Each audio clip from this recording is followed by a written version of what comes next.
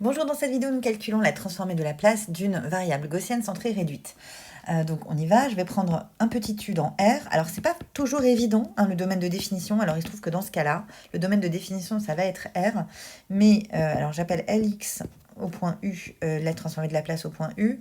Mais en fait, donc pour le domaine de définition, il faut que cette espérance soit définie, c'est-à-dire donc finie en fait, hein.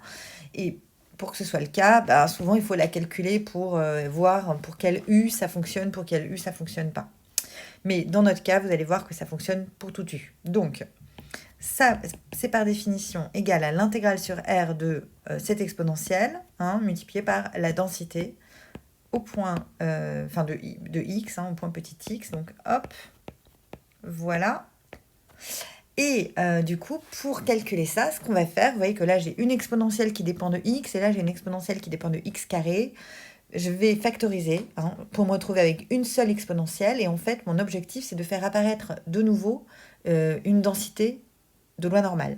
Donc, en fait, d'avoir quelque chose qui ressemble à ça. Exponentielle de moins 1/2 fois x moins quelque chose au carré. Si j'arrive à faire ça, hein, fois des constantes, bien sûr. Si j'arrive à faire ça, je suis tranquille.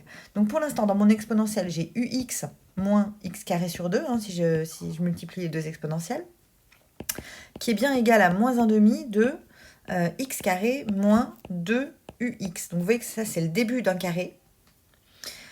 Et donc ce que je vais faire, c'est que je vais le compléter, mon carré. Qu'est-ce qui manque en fait? Il manque u carré, hein, si on regarde bien. Et puisque j'ai ajouté u carré, bah en fait, il faut que je l'enlève, hein. Donc u carré moins u carré. Donc là, pour l'instant, c'est égal. Donc tout ça est bien égal à moins 1/2 de x moins u carré, comme ça. Et ici, j'ai le moins u carré. Donc attention, il y a un moins ici, donc plus, hein, u carré sur 2.